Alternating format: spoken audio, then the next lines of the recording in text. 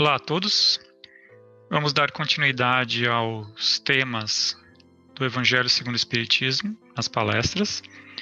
Passado todo o capítulo de introdução, então vamos iniciar o capítulo 1, denominado Não Vim Destruir a Lei, onde vamos tratar dos temas as três revelações, Moisés, Cristo e o Espiritismo, aliança entre ciência e religião e as instruções dos Espíritos para a nova era. Então vamos começar com um tema relacionado a Moisés. O capítulo em si se inicia com um texto do Evangelho de Mateus, em que Jesus nos diz: Não penseis que eu tenha vindo para destruir a lei ou os profetas, não os vim destruir, mas cumpri-los. Porquanto em verdade vos digo que o céu e a terra não passarão sem que tudo o que se acha na lei esteja perfeitamente cumprido, enquanto reste um único iota e um único ponto. Então, Jesus nos deixa claro que, mesmo que suas ideias pareçam diferentes das leis trazidas por Moisés e os profetas, que na verdade ele só veio dar continuidade a essas leis, né? Ele não veio destruí-las ou mudá-las, veio apenas dar-lhe cumprimento. Bom, nós sabemos que Moisés é considerado o primeiro legislador humano, né?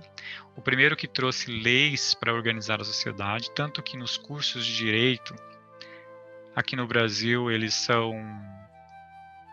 A primeira aula que se tem é o Código Mosaico, mas que também foi através de Moisés que tivemos conhecimento das leis divinas organizadas pelos 10 Mandamentos. Então Kardec faz uma reflexão sobre essas leis e diz o seguinte, que uma lei é invariável, ou seja, as leis divinas, as leis trazidas pelos 10 Mandamentos são invariáveis, e a outra é apropriada aos costumes e ao caráter do povo e se modifica com o tempo. Então, claro que as leis mosaicas não se aplicam mais nos dias de hoje, porque a sociedade, enquanto organização, se transformou, evoluiu, né? Então, se nós voltarmos no tempo e analisarmos, por exemplo, a lei do talião, que é uma lei do Código Mosaico, né? O famoso olho por olho, dente por dente, braço por braço, perna por perna, sabemos que hoje não há espaço para esse tipo de percepção para a lei humana. E aí ele nos diz assim, a lei de Deus está formulada nos 10 mandamentos. Então, o primeiro grupo de leis divinas apresentadas a nós foi através de Moisés e os 10 mandamentos. Eu não vou passar por todos os mandamentos, porque eu entendo que essa lei, ela já tem, já se passam mais de 3.000 anos, então é importante que de alguma forma você a conheça. Então se você não conhece os 10 mandamentos, ou não tem uma clara noção do que se trata, a minha sugestão é que você leia o capítulo 1 do Evangelho segundo o Espiritismo, ou mesmo busque na Bíblia referências sobre ele. E eu vou trazer alguns elementos das leis, né? Por exemplo, a lei número 1 dos 10 mandamentos, o primeiro mandamento, melhor dizendo, ela diz o seguinte: não adoreis e não lhes prestareis culto soberano. Então, a primeira lei trazida no primeiro mandamento é quando Deus nos diz que Ele é o nosso Deus. Ele agiu para aquele povo especificamente, né, tirando-o do Egito. E ele pede aqui que haja apenas um Deus. E no intuito de evitar que aquelas pessoas, naquele momento, que tinham conhecimento fruto da pluralidade de deuses, né, frutos da influência egípcia ou mesmo romana, né? Aquela pluralidade de deuses para fenômenos naturais de todas as ordens, Deus do amor, Deus da guerra. Então, naquele momento havia uma convergência onde Deus se apresentava, dizendo que Ele era único e foi através dele que houve aquele grupo se libertou. E no mandamento segundo, ele pede para que o nome dele não seja pronunciado em vão.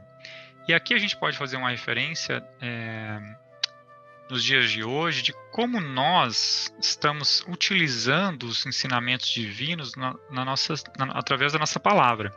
Se estamos usando o conhecimento que já temos, sobretudo nós espíritas, né, através de tantas obras que nos trazem o conhecimento do mundo espiritual, ou conhecimento das leis divinas que regem o mundo espiritual e material, se nós estamos utilizando em vão os conhecimentos adquiridos, ou pronunciando em vão esses conhecimentos.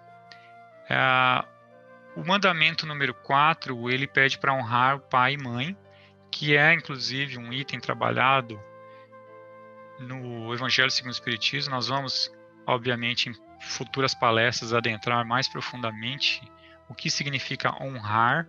E aí a gente fazendo uma reflexão também na questão da encarnação e da reencarnação, das relações familiares, né?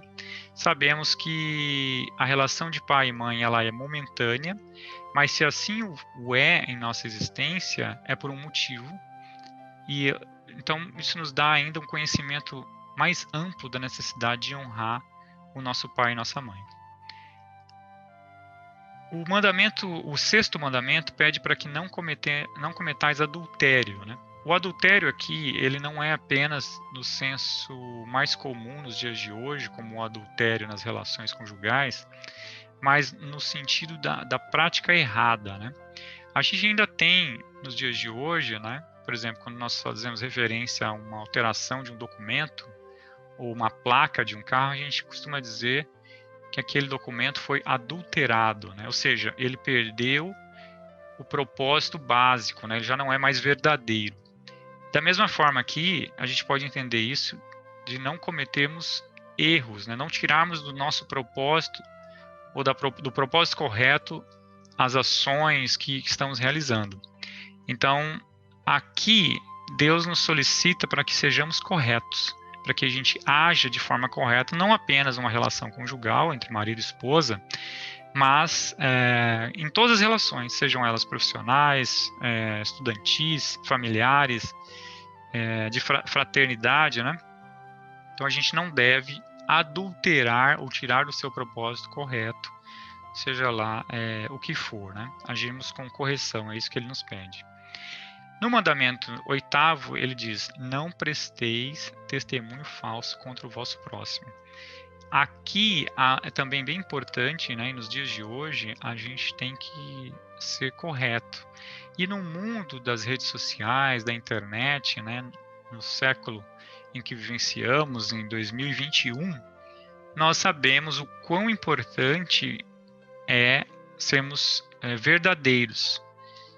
Não propagarmos notícias falsas ou informações incorretas, seja através da palavra, como no tempo de Moisés, seja através da extensão da palavra, ou seja, de elementos de comunicação, como os nossos computadores, celulares. Então, esse mandamento é muito importante, continua sendo, assim como todos, né? Extremamente importante, mas hoje, principalmente, como eu estou dizendo, em 2021, trata-se de algo fundamental, né? Seja contra o vosso próximo ou que vá denegrir ou vai afetar ao próximo de alguma forma. Então, é importante que sejamos verdadeiros através de nós mesmos, das nossas comunicações, dos nossos testemunhos, né? Amplamente possível nos dias de hoje. E o 10º mandamento nos diz: não cobiceis. O 9º mandamento, que eu não coloquei aqui, ele refere-se a não cobiçar a mulher do próximo. Né? Ele diz: não desejareis a mulher do vosso próximo. E o 10º, não cobiçareis, na mesma linha, né? Mas elementos materiais, como a casa, o servo, a serva, o boi, né? Digamos assim, elementos de valor, né? Material, que na época eram de grande valor material, os animais, né? E ele termina dizendo: nem qualquer das coisas que lhe pertencem.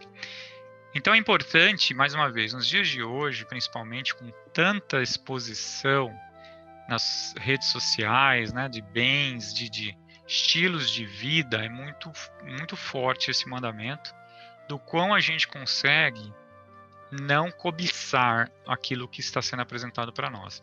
E aqui eu faço uma reflexão dizendo o seguinte: que a gente consiga valorizar aquilo que tem. Porque se nós não temos tudo aquilo que gostaríamos, materialmente falando, nós temos com certeza muito mais do que merecemos e muito mais do que precisamos, em linhas gerais.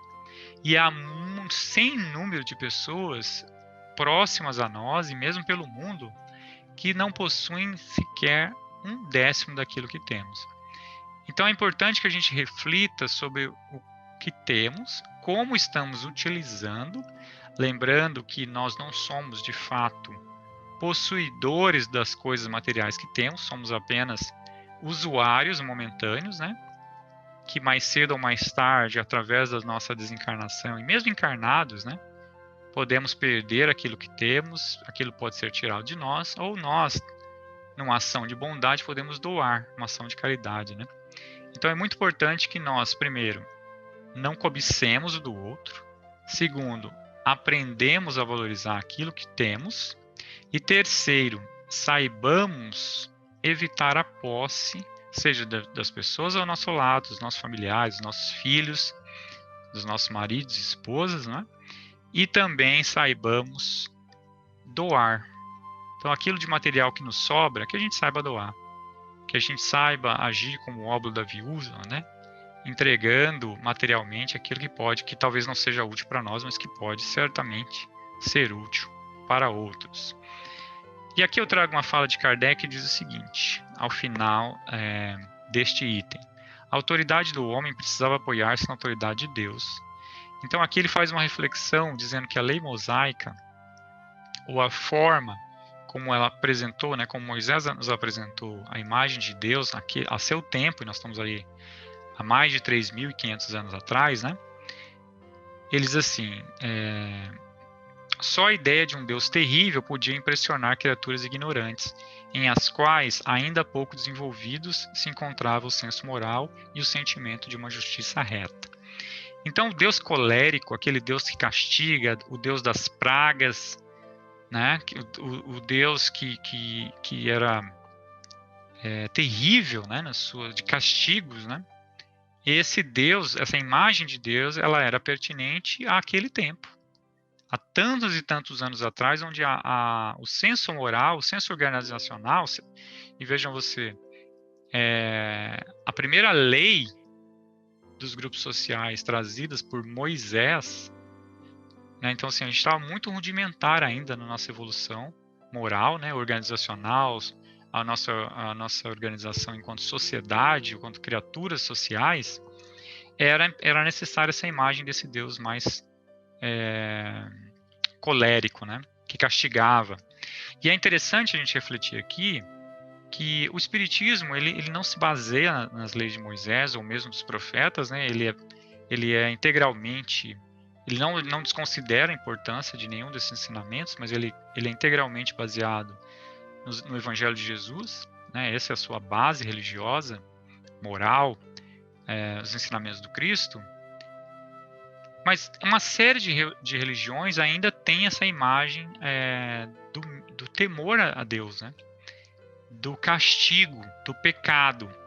Isso ainda é senso comum nos dias de hoje. N religiões cristãs ainda trazem o medo do castigo, né? O medo das penitências, do inferno. Então é interessante a gente refletir o quanto o medo ainda é parte da cultura religiosa como um todo. E para fechar essa palestra de hoje, eu trago aqui na obra O Caminho, Verdade e Vida, do Espírito Emmanuel, através do Chico Xavier. Ele nos diz o seguinte, que o mundo de agora ainda é campo de batalha das ideias, no qual, no tempo em que o Cristo veio pessoalmente a nós, apenas com a diferença de que o farisaísmo, o templo, o sinédrio, o pretório e a corte de César possuem hoje outros nomes. E aqui Emmanuel estava falando através do Chico, né? E nós vamos nos movimentar lá na década aí de 50, de 60, né? do século passado. E olha só, quase estamos aí chegando aí perto de 100 anos após as obras do Chico, né? Ainda estamos um pouco longe, é verdade, estamos ainda um pouco longe. Mas repare como isso ainda é verdade. Então, todas aquelas práticas do farisaísmo, né, do sinédrio, dos julgamentos, né, da corte de César, continuam com outros nomes, e eu volto a ressaltar, hoje em 2021, que é quando eu faço essa palestra, né, a gente vive uma polarização muito grande nas redes sociais, uma proliferação de mensagens de ódio, de mensagens falsas, não independente de qual objetivo, né?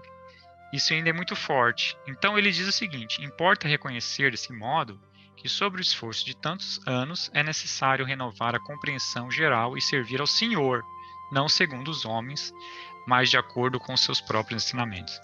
Então aqui ele diz: seguir o Senhor, não segundo os homens. Então a gente tem que ter, mais do que nunca, a visão clara de buscar na fonte segura.